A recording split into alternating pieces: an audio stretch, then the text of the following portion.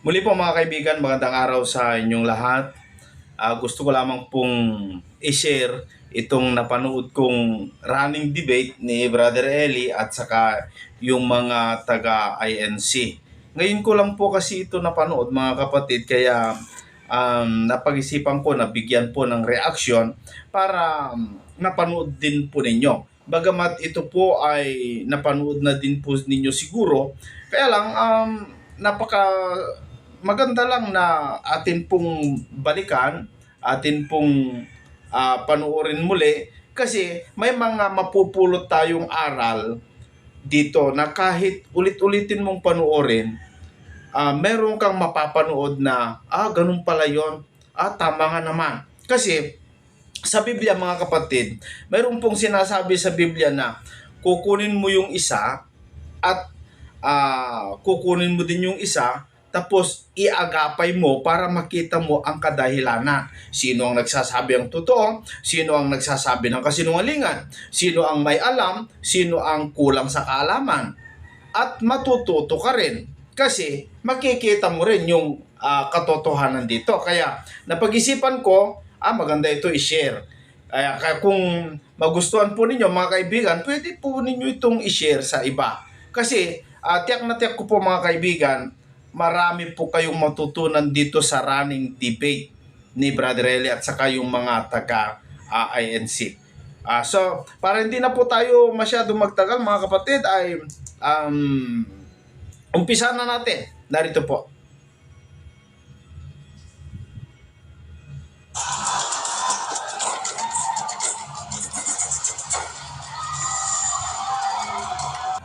Kasi as events and things will unfold before your very eyes tonight, mga kababayan, I'm pinaalala ko na, pinauna ko na, I'm sorry to do this.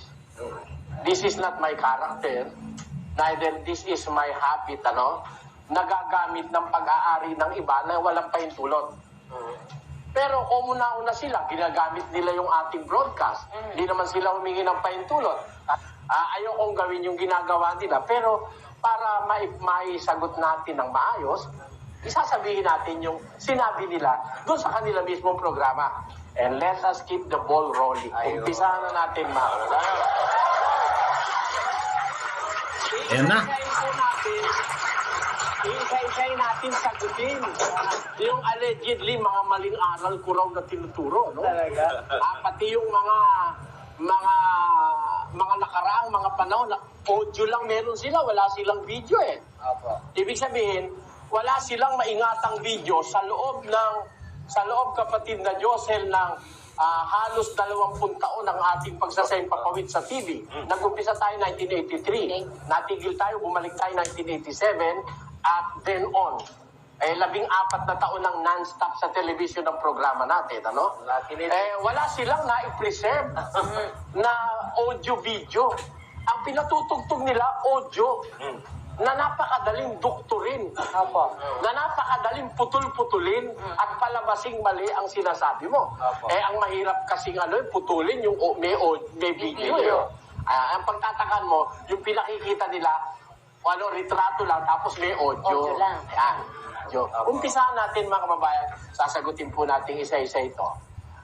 Please roll VTR. Eto, umpisahan natin. Maganda to mga kaibigan. Marami po kayong matutunan. Likong landas, nilalakaran ng mga taong may masamang pamumuhay, may likong pananalita, at mga taong madadaldan. Isipin mo, pagkababayan, tawag doon dalahira. Huwag naman magagalit po mga babae. Kung iyan masama na tumubo sa isang babae, lalong napakasama na makasumpong kanya sa isang lalaki. Lalo pa nga ba't kung magpakilala, tagapangaral ng Ebanghelyo. At nag-aalok din po ng dan. Oo, at ito nga, panoorin po ninyo mga magulang at mga kaibigan.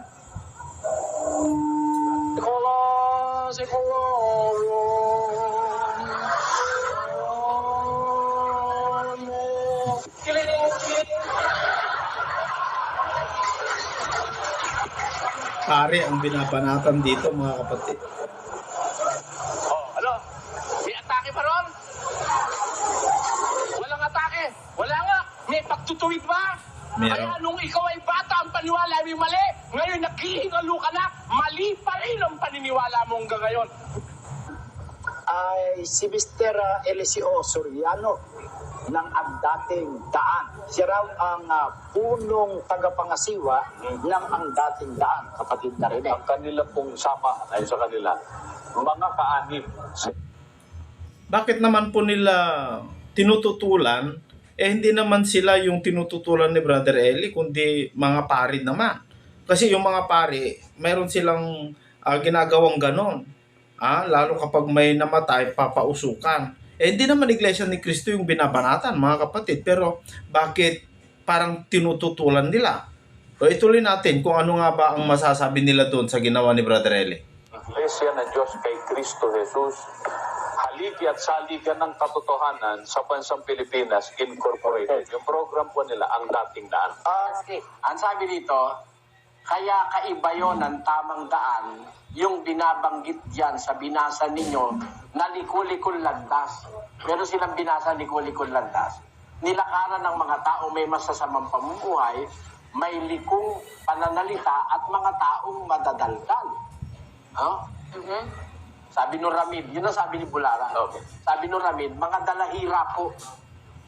Ito pala, di marunong ng grammar eh. Bakit o? Pagka pala madaldal, dalahira na eh. Oo nga, no? Oo, kawawa ka naman, naging ministro ka, di ka marunong ng grammar. Iba yung dalahira sa madaldal. Oo, iba yun. Kasi pagtanong mo sa sugo mo, nagtataka ako ba't hindi na ituro sa'yo ng sugo mo na magkaiba yung dalahira sa madaldal. Ano? Di ba? Kasi alam nyo, yung madaldal, Ano yun? daldal ng daldal. Yung dalahira, iniiba yung sinasabi kasi Ay, nungalingan ang sinasabi. Ah, Yun yung dalahira. Yun pala. Wala ka ba dictionary dyan ng Pilipino? Yun palang Filipino pagkakaiba. dictionary? Pakilabas mo at baka sakaling alam nung gumawa ng dictionary yung dalahira. Na hindi alam ni ni Bularon no? Iba yung madaldal sa dalahira. Ayun, tandaan niyo yan mga kababayan. Ngayon, sumagot ngayon si Bularan. Abay isipin mo, pagkababae, ang tawag doon ay dalahira. Ba? Magkakutsaba pala sila sa kahulugan ng dalahira.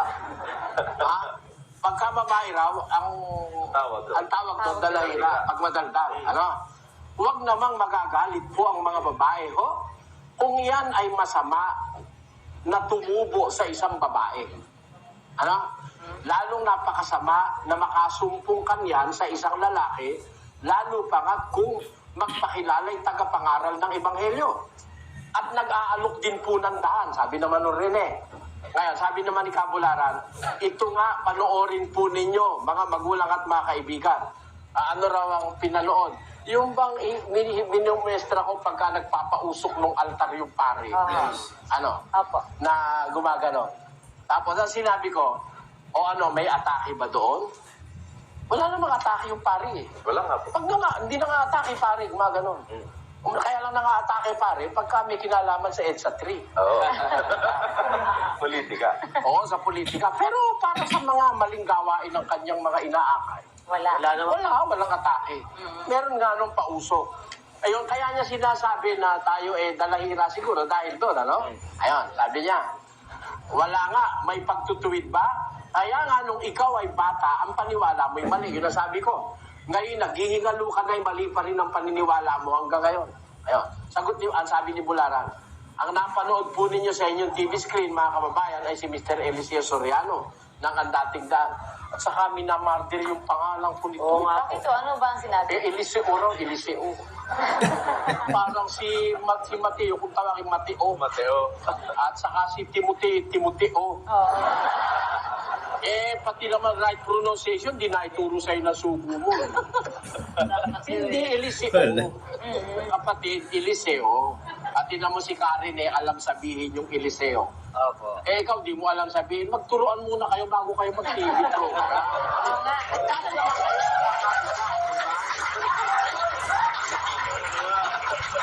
Walang personalan, tinuturuan lang kita. Kasi minamartir mo pangalan ko. Hindi Eliseo. Eliseo. Masama yung dilang matigas. Pagka matigas ang dila, masama yun. Baka maging dalahira ka pag matigas ang dila. Di ba, no? Kasi yung salitang Eliseo, ano yun inherent na yun sa isang taong nag-aral ng gramatika Yung EO ay ano yun ano yun smooth. Hindi Eliseo, hindi Mateo, hindi Mateo, hindi Timoteo, hindi ganon.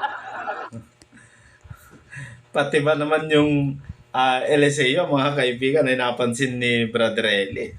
Ay nako. Sige nga. Ang natatanda ko, may kanta nung araw, lahat ng nilagyan ng O. Para gumanda yung kanta. Yung Jambolaya, yung Gayo, Bayo, yun yung mga gano'n. Hindi, meron, nakalimutan ko lang ang tono Nilagyan lahat ng O. Ito, ang ginagawa nito, wala namang dapat ganon, ginaganon. Magturuan muna kayo, pronunciation lang, kabularan, di ka ubra Binabalita ko hindi ka ubra sa pronunciation. Ang katunayan, yung kasama mo, hindi Eliseo. Parang pagtutuwid lang naman to, hindi personal lang ito. Sinasabi ko kay Ma'am Olive, ginagarantiyahan ko sa iyo, sasabihin ko, wala ko sasabihin, walang ebidensya.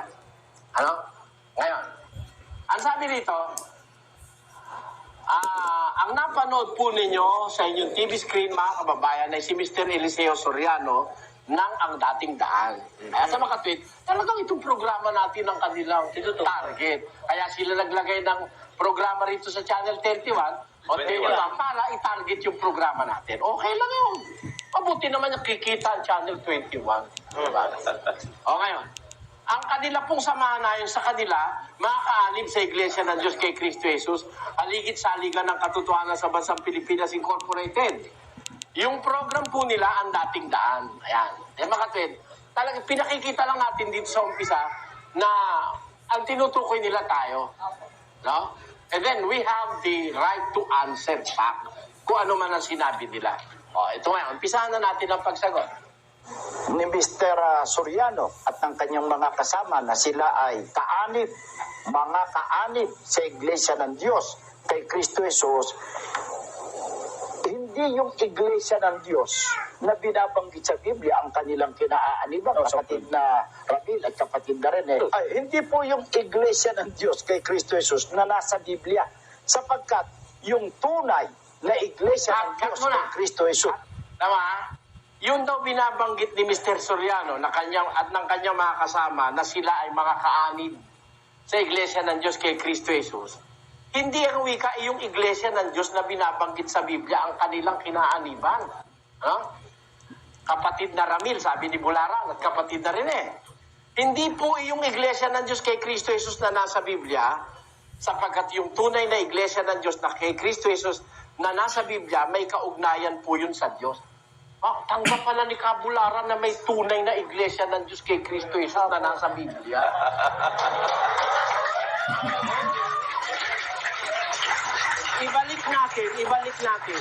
Ibalik natin. Kaya lang, hindi raw tayo doon nakaugnay. Yun daw, tunay na Iglesia ng Diyos kay Kristo Jesus nasa Biblia, yun daw po ay may kaugnayan sa Diyos. Malaking pagkakamaling ginawa mo, Kabularan.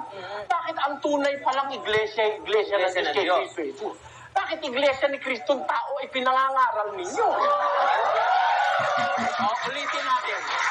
Ulitin po natin. Let us repeat that. Sa Biblia, ang kanilang kinaaaniban, kapatid na Ramil at kapatid na rin hindi po yung Iglesia ng Diyos kay Kristo Jesus na nasa Biblia, sapagkat yung tunay na Iglesia ng Diyos kay Kristo Jesus na nasa Biblia, may kaugnayan po iyon sa Diyos at sa ating Panginoong Jesucristo. Kita mo, di talagang may tunay na Iglesia ng Diyos kay Kristo Jesus na nasa Biblia. Yung pala ang tunay na nasa Biblia, Iglesia ng Diyos kay Kristo Jesus At hindi pala Iglesia ni Manalo hindi Iglesia ni Kristo. Diba? Kapatid na Diyos Kaya kailangan lang dyan, matalino nakikinig eh. Opo. Mamaya, sasabihin niya, ang tunay na iglesia, iglesia ni Cristo. Paano magkakagayon? Ay siya ginamit. Hindi niya na po pwede, under the law of estoppel, hindi mo na pwedeng sabihin yung iyo tunay. Dahil ang tunay na nasa Biblia, iglesia ng Diyos, kay Cristo Jesus. Sa kanya galing yan. Kaya lang, wala raw tayong kaugnayan doon. Dahil yun daw, tunay na iglesia ng Diyos kay Cristo Jesus, na nasa Biblia, may kaugnayan daw yun sa Diyos at kay Kristo. Nakita mo, ang tinututulan niya, yung atin. Yung atin, ang At hindi yung tinututulan iglesia niya. ng Diyos kay Kristo Jesus, nasa Biblia. May kaugnayan. Tama-tama naman ang ating claim. Lalo po. Dahil hindi naman tayo yung iglesia ng Diyos kay Kristo. Tayo naman umanib lang doon. Ang tutulan mo, wala kaming karapatang umanib doon sa tunay. Hindi naman namin sinasabi kayo kami yung tunay eh. Kaanib lang tayo. Pakita mo, yung sinasabi ni Kabularan na para raw tayo nasa komunay habang lalo tayo lumulubog.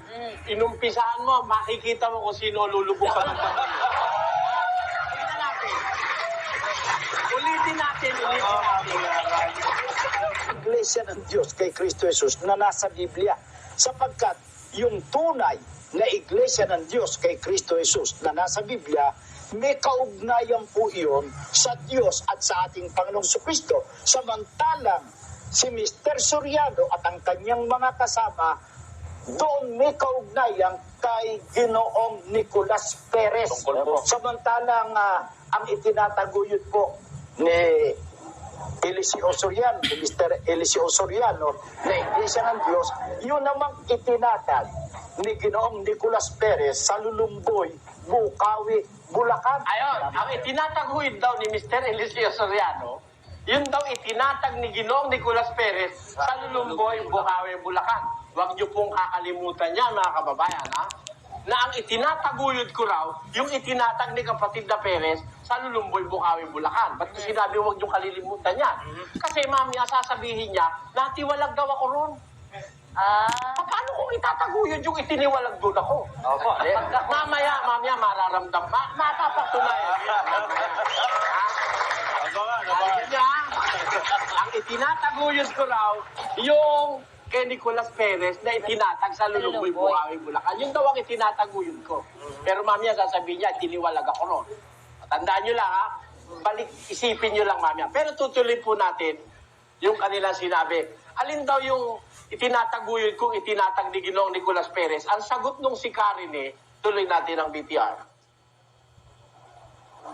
May kaugnayan po iyon sa Diyos at sa ating Panginoong Kristo. Samantalang si Mr. Soriano at ang kanyang mga kasama, doon may kaugnayan kay Ginoong Nicolas Perez. Tungkol po. Samantalang ang itinataguyod po ni Eliseo Soriano, ni Mr. Eliseo Soriano na Iglesia ng Diyos, yun namang itinatag ni Ginoong Nicolas Perez sa Lulumboy, Bukawi, Bulacan.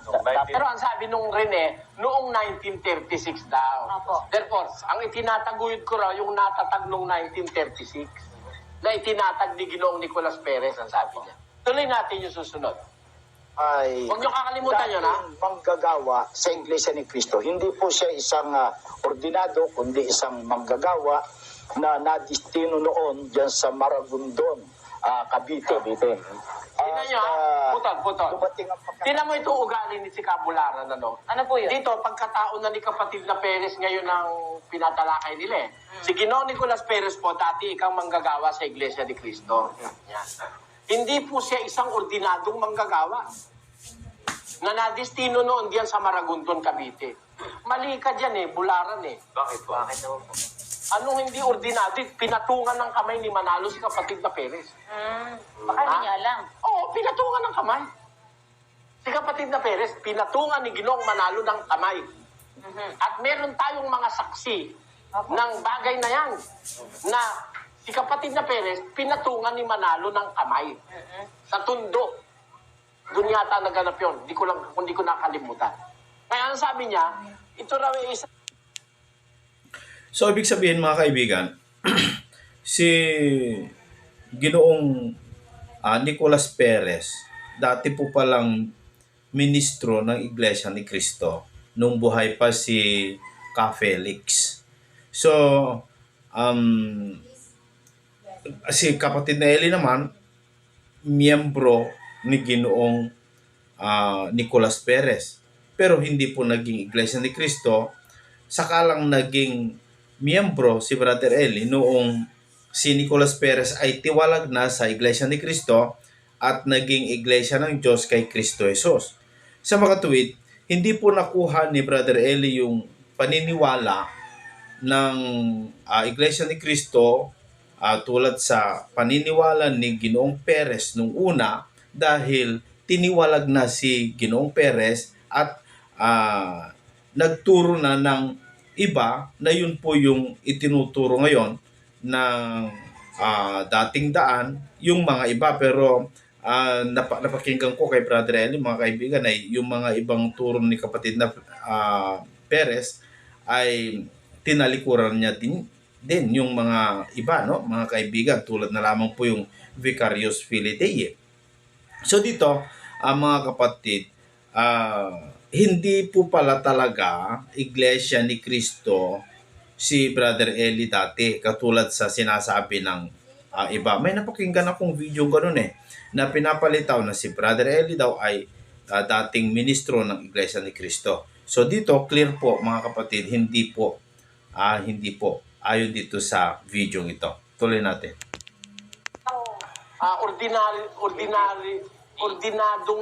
Siya ay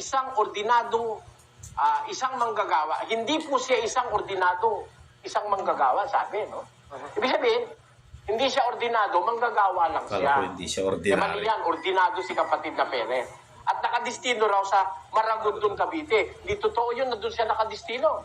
Siya ang nagtatag ng mga lokal sa Rizal.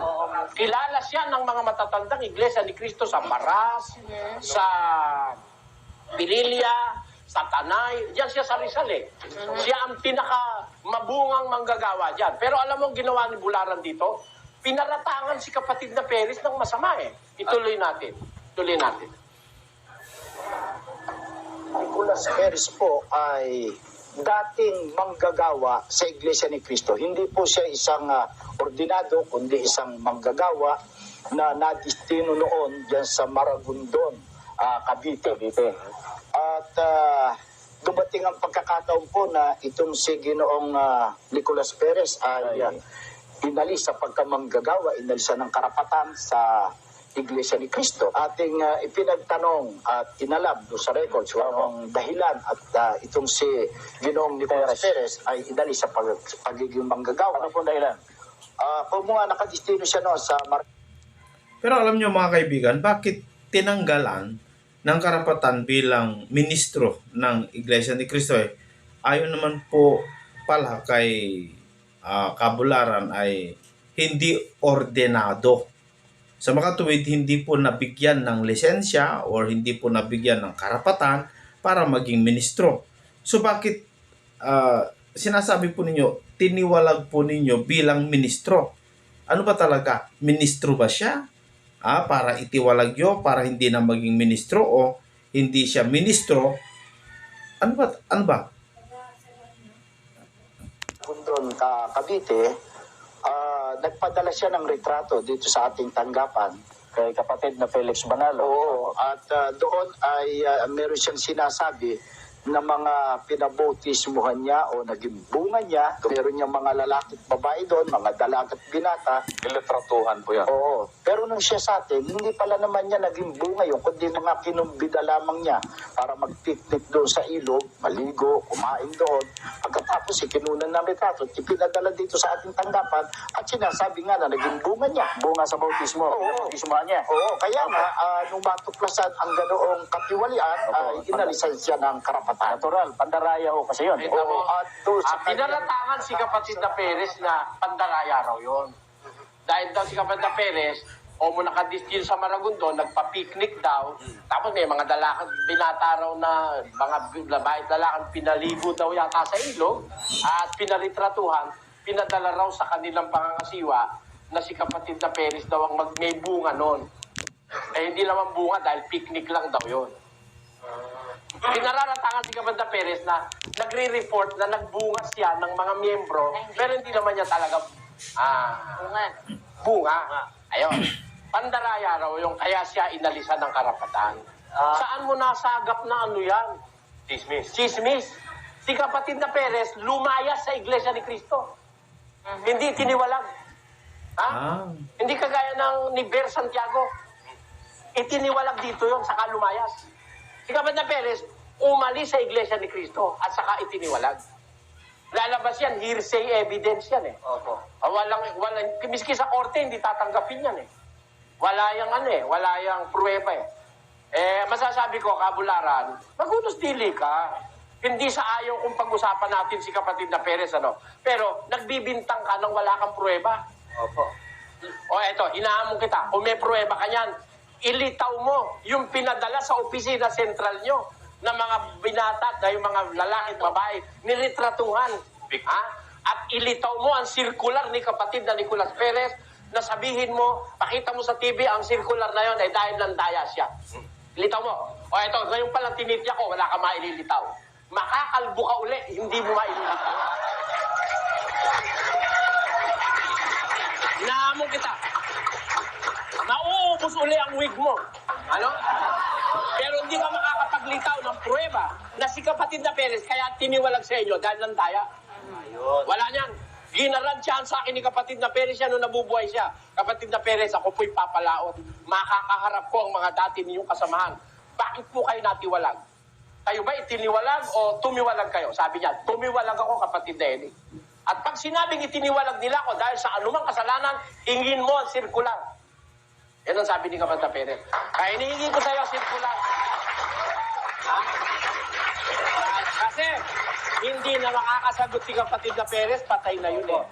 He died 1975. Ano? 26 years ago. Hindi na makakasagot yung matanda. Kawawa naman. Parang ikaw, pagka pinag-usapan natin na Iglesia ni Cristo, inevitable, pag-uusapan natin si Mr. Manalo. Pero ako, umiiwas ako sa mga punto personal na hindi na kayang sagutin ni Mr. Manalo. Ang pinag-uusapan natin, doktrina na itinuro ni Manalo. Dahil yung doktrina na yun, yun din ang pinaninindigalan nyo ngayon, hindi ba? Kaya pwede nyo sagutin. Pero yung personal ni Mr. Manalo, kawawa naman, patay na eh. Usisain pa Patay yun. na, usisain mo pa. Ha? Anong malay ko kung ano ay kinamatay ni Mr. Manalo sakit? May bali-balita ako, ang kinamatay niya kay ganun, kay ganun eh. Ba't ko naman kakalkalin yun, kapatid na Joseph? Opo. Wala naman tayong pruweba ron. At hindi naman material na yun. Kung ano sakit ang ikinamatay niya. Aral na lang pag-usapan. Oo. Dahil personal na hindi na makakasagot yung tao, patay na eh. Kawawa naman si Mr. Manalo. In fairness to him. Ganun din naman, give kapatid na Perez due fairness as I accord your leader. Hindi ko naman kayo pinipigil magsalita, pero that will only show what kind of persons you are. Oo. Kakahiya kayo, laki yung organisasyon, di kayo marunong ng etiketa moral. Etiketa. Di ba? Kasi wala nang hindi nakasagot ang kapatid na Perez eh. Hindi na makakasagot ang kapatid na Perez eh.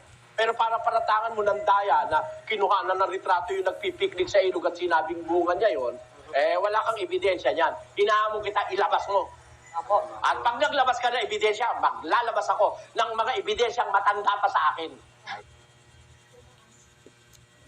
Saka mga kaibigan, yung sinasabi ni Kabularan na yung mga miyembro na kanyang binautismuhan o picnic o anuman yan, o anuman totoo, sinabi ni Kabularan na pinapalitaw na bunga daw ni kapatid na Perez, Nicolas Perez, bunga. Sa makatuwid, sa mga Iglesia ni Cristo, ang paniwala nila, yung miyembro nila ay bunga. Bunga nila. For example, ako ay ministro o tagapangasiwa o tagapangaral ng Iglesia ni Cristo. Kapag meron po akong makumbinsi o mabaptize, lalabas para sa mga Iglesia ni Cristo, mga bunga ko yun. Abay, mali po yun. Ang miyembro po, hindi po bunga ng ministro o pastor o pari o sino mang mangangaral. Hindi po bunga ang tawag doon. Yun po yung mga miyembro, hindi bunga. Iba yung bunga mo, iba yung miyembro. Kasi ang bunga po, yun po yung mga gawang mabuti. Bunga mo po yun. yung miyembro, kapatid mo sa pananampalataya, hindi mo bunga yun, kapatid mo nga eh. Kapatid mo nga eh, kasama mo, kapwa mo silang mga miyembro sa Diyos. Tulad ng Diyos, tayo yung mga miyembro po ng Diyos, pero hindi niya tayo bunga. Tayo po yung kanyang mga miyembro. Kasi kung bunga tayo ng Panginoon, lalabas, si Kristo, bunga niya yung mga 12 apostol, lumalabas si Kristo, mayroon po siyang bunga na masama, gaya ni Judas. Sa Biblia po mga kapatid, doon po sa Mateo, nakikilala mo ang puno sa pamamagitan ng kanyang bunga. Kung masama bunga, masama puno. Sa makatuwid, kung yung mga apostol o yung mga Kristiyano ay bunga ni Kristo, lalabas meron siyang bunga na masama. Masamang implikasyon na. Kaya yung bunga hindi po yun miyembro, kundi yun po ay miyembro po na kasama mo member ng Diyos. Ba't hindi mo yun bunga? Sana makuha po ninyo mga kapatid. Mga official gazette, mga retrato nung araw, desisyon ng Court of First Instance, desisyon ng Court of Appeals, ilalabas ko rin. Yan. Maglabas ka lang. Ako nagpipigil ako, di ko sinasabi yung marami kong dapat sabihin. Apo. Pero kung personal ka, at si kapatid na Pers patay na, hindi bali ako na lang. No? Dahil makakasagot pa ako, buhay pa ako, awa ng Diyos. Maliban na lang kung papatayin nyo na ako bukas. Hindi ko alam yun. Pero, kung ako'y buhay, makakasagot ako. Pero yung kapatid na Perez, hindi na makakasagot yun eh. Para paratangan mo ng pandaraya, haramil. Sino ka? Kahapon ka lang pinanganak. Para sabihin mong mandaraya si kapatid na Perez, ano? Ngayon, Dapat ilitaw nila yung katibayan na yun ng pandaraya kapag dapat ilitaw nila. Circular. Kasi ang tinitiwalag dyan, sinisirkular. Lalo na kung manggagawa ka. Hindi pwedeng wala kang circular. Opo. Titignan mo sa 201 file. Ilitaw naman natin. Di ba? May nabasa po ako kapatid na Eling, pasubo naman nila doon sa kanilang istorya ng mga unang ministrong nagtatag ng lokal, isa sa si kapatid na Perez sa maraing itinatag na lokal. Meron tayong prueba nun. Iisa-isahin natin yan. Na yung pasugo nila nagpapatunay na si kapatid na Perez, hindi ordinaryong manggagawa lang na destino lang sa Cavite. Nagtatagyan ng mga lokal sa nakalagay Rizal. sa pasugo nila. Nagtatagyan ng mga lokal sa Rizal. Yan ang dapat natin makita. Sinungaling ito magkakabarkadang ito. Hindi pala ordinado nilagay nila sa pasugo. At hindi naman pala ordinadong manggagawa. Wala naman palang kakwenta-kwentang manggagawa. Para lumalabas, walang kakwenta-kwenta. Ba't naman pinapatulan nyo? Nilalagay nyo sa pasugo, di ba? Yan ang ibig ko sabihin. Pero, tuloy natin let us continue with the happiness. Magpakaligaya tayo sa pag-aaral ng katwiran at ng katotohanan. Tuloy po natin. Ito yung susunod. Natural, pandaraya ho kasi yun. Oo, at doon sa kanyang pagkakaalisan ng karapatan, nakatagpo naman siya na isa pa rin walang karapatan na maggagawa din sa iglesia. Sino yun? Si Teofilo Ora. Opo, 1922 ho yata yun. Oo. Ayun. Pati si Ora, dinamay pa eh. Nakatagpo lang si kapatid na Perez ng kapareho naman niyang walang karapatan, si Teofilo Ora. Ayun. Ang tanong ko sa'yo, si Teofilo Ora ba itiniwalag sa Iglesia ni Cristo o umalis din? Ayan ang mga pangunahin eh. Kasi alam mo nung maalis si Ora, 1922 sabi nila eh. Apo. Wawalong taong pa Iglesia ni Cristo nun sa Pilipinas. 22 14 sila eh. Kaya yung mga pioneer yan, sila kapatid na Perez, sila Ora, mga pioneer yan, si Santiago, yung lolo mo, mga pioneer yan. Ang tanong, bakit umalis sa Iglesia ni Cristo? Bakit? Yan ang sagutin mo, Kabularan. Yun ang malaking Itiniwalag nyo, kung tiniwalag nyo, asa ng sirkular. Tuloy natin ito. Ito pa ang kanilang sinasabi. Pang natin, kapatid na Rene, kapatid na Ramil, sa ating mga televiewers. At ipakikita natin yan sa ating mga televiewers, kapatid na Rene, na ang isa sa mga lumagda Ang pagsang-ayon, Ang pagsangayon ay si Ginoong Eliseo Soriano. Ibig sabihin po, si Soriano Eliseo. sumang-ayon na si Libita Gugulan ang siyang mamahala sa iglesia ang itinatag nga ni Perez. At naalala ko, kapatid na rin kapatid na Ramil, no, pagka itinatanong natin kay Ginoong Eliseo Soriano, bakit hindi siya ang inilagay.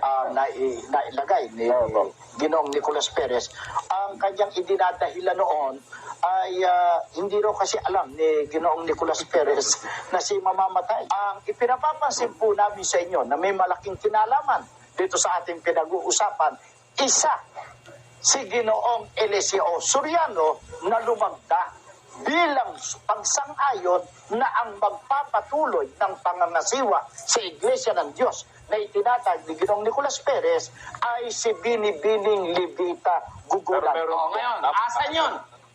Ako raw ang lumagda na ang magpapatuloy doon sa pangangasiwa na iglesia na itinatag ni kapatid na Perez ay si Libita Gugulan. Ako raw lumagda. Bakit hindi mo pinakikita ngayon sa screen yung nilagdaan ko?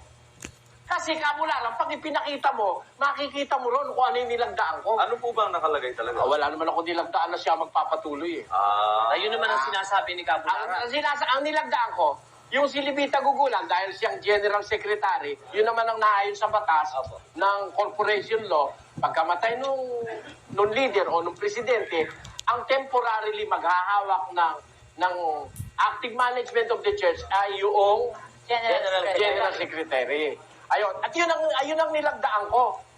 Yun ang aking nilagdaan at isinabit sa Securities and Exchange Commission. Kaya hindi niya pinakikita, mabubuko yung daya niya eh. Ayan. Eto yun oh. Ito po ay isang SEC record, July 14, 1975. At nakapirma rito si Binibining Libita Gugulan. Ang sabi dito, please be advised, therefore, that the position of the presiding minister is presently vacant and that temporarily the presiding general secretary will take over the management, direction, and controls of the affairs of the Church of God in Christ Jesus, the pillar and the ground of truth. Ito, ayan, no? Ang liwanag nito, nakuha mo? Temporarily, ang sabi rito. Pumirma si Libita Gugulan, doon ako lumagda that she will take over the active management, direction, and control temporarily. Dahil nung panahon yun ay bakante. Dahil nung panahon na yun, bakante. Oo. Hindi pa nakakapagkaroon ng desisyon as to who will be the next presiding minister. Ayun. Ayan. Yan ang sinang-ayunan ko roon sa usapan doon. Kung meron sila pinakikitang papel, ito sinang-ayunan ko, yung salita rito na that temporarily the presiding general secretary will take over the management. Ang masama nito kay Cabularan, nagpaparatang, di naman pinakikita yung papel. Isa raw ako sa lumag, dapat di mo ipakita yung nilagdaan ko. Ayun. Diba? In fairness, di ba? Lumalabas po niyang kapatid na Diyos at kapatid na Eli. Yayamang inilitaw ninyo yung katunayan na yan pala'y may nakalagay na bakanting pansamantala, kaya siyang mamamahala. Mauobliga ngayon si Cabularan na ilitaw yung sinasabi niya na conforme daw kayo na siya na ang magpapatuloy. Oo, yun. Ilitaw niya yun. Opo, At pag hindi mo nilitaw niya. yun, talaga sinungaling ka. Pag hindi mo nilitaw yan. Opo. Diba? Tingnan natin kung may maililitaw Tingnan sa natin kung nilitaw siya. Kagaya ng circular na nandaya raw si kapatid na Perez. Opo. Baka naman buhay pa ang circular. Kasi nakita ko yung retrato nung nasa museum niya eh. Mga dokumentong as early as 1914 meron na kayo sa museum niyo eh. Opo. Di ba? Bakit ngayon hindi mo mailitaw? 1922 naman to, 1920s. Di ba? Litaw mo. Bago mo sabing mandaraya si kapatid na Perez, litaw mo circular Titingnan na siya natin. itiniwalag at mandaraya siya kaya siya tiniwalag. Ay, nabanggit niyo po kanina, kapatid na Eli, ang dalahira, yung nagpapaiba ng Oo. sinabi. Oo. Palagay ko sa kanya babalik yung sinabi niya. Tutuloy lang natin mga kababayan. Huwag muna agad tayong umatol, di ba? No? Tutuloy natin to. Eto pa susunod. Bahagi ng kasaysayan ng buhay ni Ginoong Eliseo Soriano. Itiniwalag po kasi siya dyan sa organisasyon yan. Itiniwalag ng isang babae. Itiniwalag ni Libita Gugulan. Yun ang Kita nyo? masakit eh. Opo. Ang malungkot daw na bahagi ng buhay ko, itiniwalag daw ako sa organisasyong yan. Itiniwalag ang wika ng isang babae. Inulit, itiniwalag ni Binibining Libita Gugulan. O ba't mo ngayon sasabihin kanina na ang itinataguyod ko yung iglesia na itiniwalag na pala ako ron? Yun. Sino mo hindi naman daraya, no? Natatandaan yung sabi ko kanina, tandaan nyo yan? Oo nga po. Na ang sabi ko, yun daw ang aking itinataguyod na organisasyon, itinayo ni kapatid na Nicolas Perez. Dito, itiniwalag daw ako. Kaya nilalamon niya rin yung sinasabi niya. Oo nga po. Paano kung itataguyod yung isang organisasyong itiniwalag na pala ako ron? Maliban na lang sila ang ulo mo. Di ba? Hindi ko sinasabi ikaw ang sila ulo. Oo. Di ba? Tama po yan. Kung gagawin mo yun, itataguyod mo, tiniwalag ka na ron. Maliban na lang sila ulo mo. Pero pag matino ulo mo, hindi mo itataguyod yung itiniwalag ko na, tataguyod mo pa. Yes. Pero sabi niya kanina, yun daw ang itinataguyod ko. Di ba? Tuloy natin. Itiniwalag po kasi siya dyan sa organisasyon yan. Itiniwalag ng isang babae. Itiniwalag ni Libita Gugulan. Yun ang masakit eh. Na siya, sa halip na siya, yun ang paniniwala niya siyang mahusay, siyang magaling, sa halip na siya ang mamahala doon sa iglesyang itinatag ni Ginoong Nicolas Perez, ang pinamahala isang babae. Ito po babasahin natin. Ito isang circular na ito po ay circular bilang 6, serya ng taong 1976. Ito po, Iglesia ng Diyos kay Kristo Jesus, haligi at suhay ng katotohanan. Batay sa disiplinang nabanggit sa itaas, ang pangasiwaan ng Iglesia ng Diyos kay Kristo Jesus, haligi at suhay ng katotohanan, ay makatwirang ipinaiiral ang pagpapatupad ng kapanutuhang ito at walang pasubaling itinitiwalag ang mga sumusunod. Number 1. Ito, number 1, Eliseo Soriano. Mga kasama po siya at marami yan. si Nakita niyo mga kababayan, pinakita nila pati circular eh. Pinakita nila sa screen. Bakit yung sinasabi mong pinirmahan ko? Hindi pinakita. Hindi mo pinakita. Yan, halatang-halata ka na kabularan. Alam mo, yung hocus-pocus mo, alam ko yan. Tumanda na ako sa pagsubaybay sa iglesia nyo eh. Mahilig kayo diyang mandaya sa kapwa eh. Kung totoong meron yan, na ako'y pumirma na si Libita Gugulan na ang magpapatuloy, hindi yung temporarily, ba't di mo pinakita sa screen?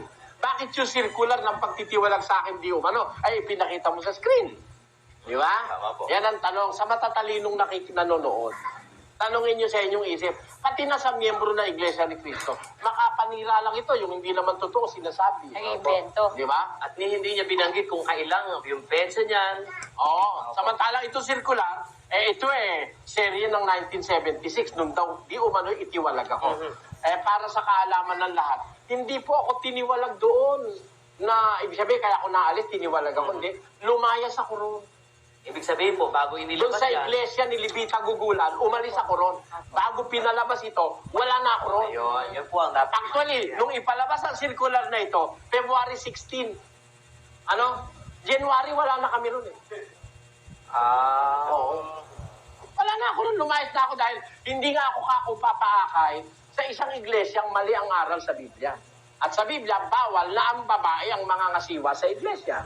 Pakinggan nyo sa unang Timoteo. Ang babae mag-aral na tumahimik na may buong pagkapasako. Ngunit, Hindi ko ipinahihintulot na ang babae ay magturo, ni magkaroon ng pamumuno sa lalaki, kundi tumahimik. Sapagkat si Adam ay siyang unang nilalang, saka si Eva. Ayun. Hindi pala naman pinahintulot na ang babae ang mamuno sa iglesia at magturo. Kaya nung ang babae mamuno at magturo, lumayas ako ron. Mali yun eh. Opo. Pero hindi ako tiniwalang dahil may ginawa akong kung ano man, kundi umalis ako. At tutol ako doon sa aral na yun. Ang katunayan, tutol ako, ang ipinaratang sa akin, kaya ako tiniwalang rebellion daw. Tuloy natin yun, tuloy natin.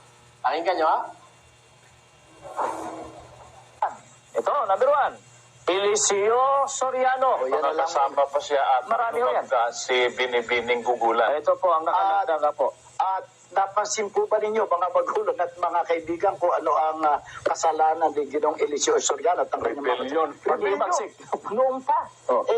talagang karapat dapat itiwalag. At sana napansin din nila, kapatid na Renny, kapatid na Ramil, hindi lamang yung pag-aalsa, panunulso laban sa gobyerno ng kanilang iglesia, kundi yung pagtuturo ng doktrinang iba sa doktrina na itinataguyod ni Ginoong Nicolas Perez. Sa sana na Ayan. Kaya, alam nyo, rebellion daw ang kasalanan ko.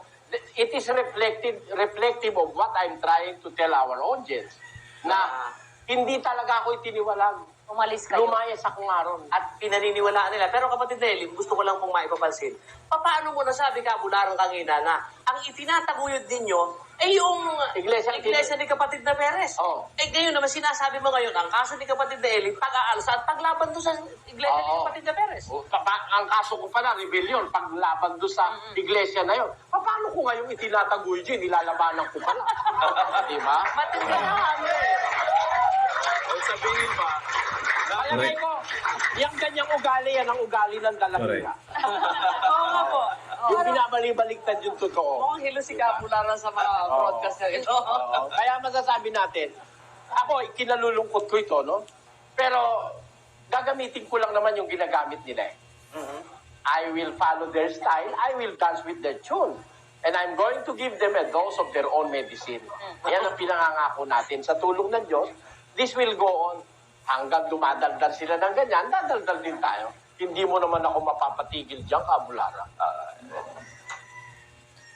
Okay, mga kaibigan. So, yan po, no? Nakita natin, naging personal po ang usapan, mga kaibigan, dito. So, ganyan po naman po kasi talaga yung debate ni running debate ni Brother Eli at saka si Kabularan. Kasi, kung mapapanood po ninyo yung mga iba nilang running debate tungkol po sa doktrina aral, makikita mo talaga behind yung paniniwala ng mga kaibigan nating mga INC sapagkat taliwas po yung aral po nila sa Biblia. Kaya napapansin ko lang, hindi ko lang alam kung napapansin din ng iba.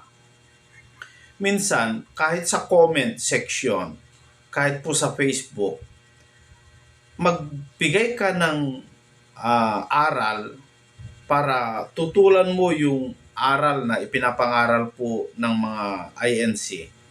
Doon sa comment section, hindi aral ang ikino-comment kundi personal, mga kaibigan, personal. Pero gaya nga sa sinabi ni Brother Eli, wag po tayong makilaban sa personalan kasi hindi naman po personal ang labanan dito kundi Biblia. Ang tinututulan po ng kampo ng dating daan ay yung aral. Ako rin mga kaibigan, ako tinitignan ko po kasi pinag-aagapay ko po kasi sa Biblia po meron pong sinabi po rito sa Ecclesiastes chapter 7 sa verse 27. Narito, ito'y aking nasumpungan, sabi ng mangangaral, na iniiagapay ang isang bagay sa iba upang matagpuan ang kadahilanan. So kukunin mo yung panig ng iba, ganoon din yung panig ng iba, and then pag kumparahin mo, tignan mo, alin ang mas tama, alin ang mas genuine, alin ang mas biblical. Tulad po yung paniniwala na si Kristo'y tao. Alam nyo mga kapatid, bagamat may punto rin ang bawat isa dyan, na talagang yung Kristo, yung Jesus, na ipinanganak ni Maria, tao po yun, nagmula yon nung ipinanganak ni Maria. Nag-umpisa yung katawang tao na yon nung ipinanganak ni Maria. Pero yung tao na yon, yung Jesus na ipinanganak ni Maria, tinawag na Jesus. Yun po mga kaibigan ay na-create o nabuo sa pamamagitan ng Espiritu Santo. Hindi po sa pamamagitan ni Jose at saka ni Maria. Wala silang kinalaman Nagamit lamang po yung bosom o sinapupunan ni Maria para doon po mabuo yung taong laman na ginawa ng Espiritu Santo o ng Diyos bilang kasangkapan sa bababaan ng anak ng Diyos na yun po yung Espiritu na ang tawag ay Verbo. Yun po kasi yung dumapo doon sa katawang tao ni Jesus para maipahayag yung salita ng Diyos, maipakilala sa pamamagitan ng pangangaral ng ating Panginoong Jesucristo. Yun po yung ating sinasabing Diyos, yung galing sa langit, sapagkat hindi po nila may pagkakaila, mga kaibigan. Meron talagang galing sa langit. No? Hindi tayo tutol na yung katawan na pinanganak ni Maria ay talaga pong tao po yun. Hindi tayo tutol doon. Kasi may laman at may buto eh. Pero yung pumaloob doon, sabi po ni Kristo doon sa libro po ng 1, Kapitulo 6, mga kaibigan, sa versikulo po ng 38, si Kristo po nagsabi hindi po siya taga rito mga kapatid. Sabi niya, sapagkat bumaba akong mula sa langit. Dito pa lang, talagang hindi siya taga lupa. Bumaba siya. Saan nanggaling? Sa langit. Hindi siya dito nagumpisa. Kasi sa langit siya nagumpisa kasi bumaba siya sapagkat bumaba ako mula sa langit hindi upang gawin ko ang aking sariling kalooban. Sa makatuwid, may kalooban ng Ama, may kalooban din ang anak. Nga lang, nung bumaba ang anak ng Diyos, na yun po ang tinatawag na verbo ng Diyos, nung bumaba, may sarili siyang kalooban at ang gagawin niya, yung kalooban ng nagsugo sa kanya. E di iba si Kristo, iba yung Ama. Dito, tatamaan natin yung paniniwala ng mga kaibigan nating mga oneness na si Jesus daw, siya rin daw yung Ama. Maliwanag dito, may kanya-kanya silang kalooban. Nga lang, si Kristo hindi niya gagawin yung kalooban niya. Ano gagawin niya? Yung kalooban ng nagsugo sa kanya. Na yun po ang kalooban ng Diyos. Galing siya sa langit, bumaba ako, sabi niya wala po tayong tutol doon. Pero pagpasok niya, galing sa langit, pagpasok niya sa sanglibutan, na nanggaling siya sa langit o pagpasok niya sa sanglibutan, sabi po dito sa Hebreo 10 versikulo 5 na ganito ang ating mababasa. Kaya pagpasok niya sa sanglibutan, di ba galing siya sa langit? Galing sa langit Kaya pagpasok niya sa sanglibutan ay ay sinasabi, hain at handog ay hindi mo ibig, ngunit isang katawan. Isang katawan ang sa akin ay inihanda mo. Aling katawan yung inihanda? Katawan ni Kristo. Kasi yung katawang tao, yun po yung ipinanganak ni Maria sa pamamagitan ng Espiritu Santo na buo doon sa sinapupunan niya. Yun po yung inihanda ng Diyos. Kaya pagpasok niya mula sa langit, sa sanglibutan, may isang katawan na nakahanda. Na yung katawan na yon na ihanda para kay Kristo, na inihanda rin ng Ama para sa kaligtasan. Inihanda rin para sa para yung ating kasalanan matubos sa pamamagitan ng dugo ng katawan na yon. Na yun po'y gawa ng Diyos. Hindi gawa ng tao. Kaya tama sabi ni Pablo, ang biyaya ay hindi galing sa Diyos, galing sa tao, kundi ito'y ibinigay ng Diyos mula sa Diyos. Gawa ng Diyos, hindi gawa ng tao. Kaya ang kaligtasan ay hindi sa inyong sariling gawa, sabi ni Pablo dun sa Efeso 2:9, kundi sa pamamagitan ng pananampalataya dahil ito'y gawa ng Diyos. Pati nga yung laman So yun po yung atin makikita dito mga kaibigan na tinututulan ng kampo ng dating daan sa paniniwala ng mga kaibigan nating INC. Pero minsan, hindi po yung aral na pag-uusapan nila Na pag-uusapan nila minsan ay yung tungkol po sa personal. Medyo mabigat po mga kapatid kasi hindi po maganda na pag-usapan po yung personal. Dahil sabi ko nga, sinong tao ang walang personal? Maaaring ako may makita po ninyong personal sa akin. Pero hindi naman po yun yung pinag-uusapan yung aral, doktrina.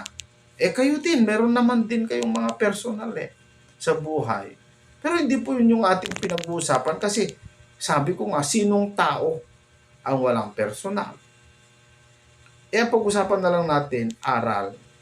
Ano ang tamang aral? Ano ang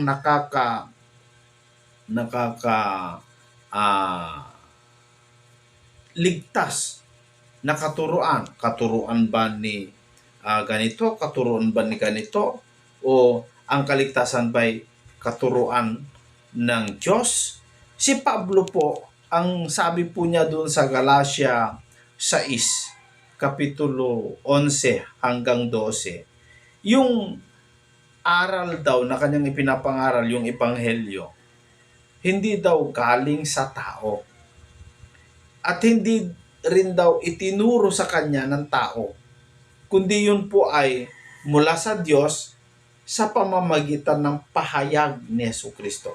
So, yung aral na yon, yung ebanghelyo na yon na tinuturo ni Pablo para sa kaligtasan ng tao, yun po ipinahayag hindi ng tao, hindi tinuro ng tao kay Pablo, kundi ipinahayag ni Jesucristo sa pool.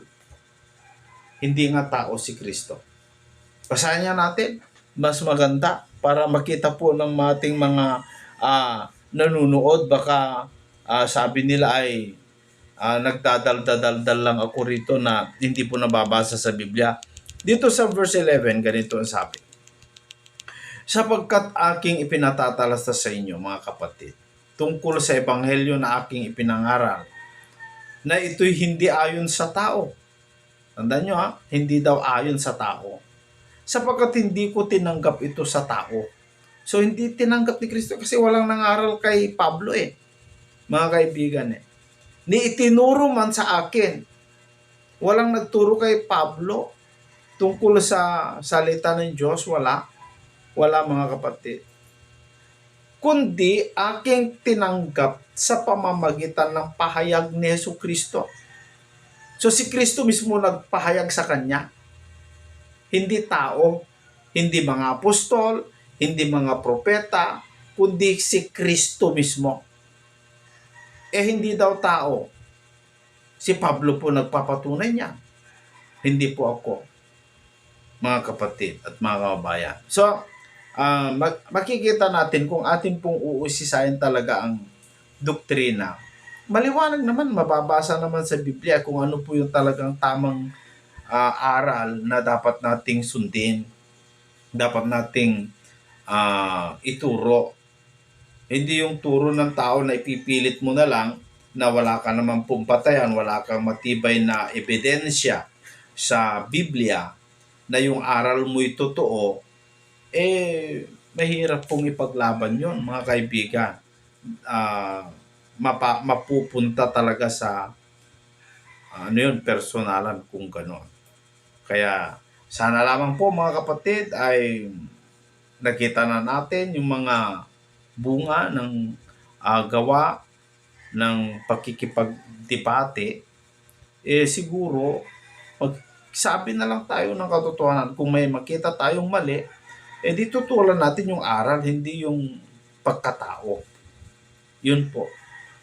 So hanggang sa susunod po mga kapatid dito sa ating programang Expose the Truth, naway nakakita kayo ng kaliwanagan ng aral kung inyo pong pinanood para magbigay sa atin ng paglawak ng ating kaisipan.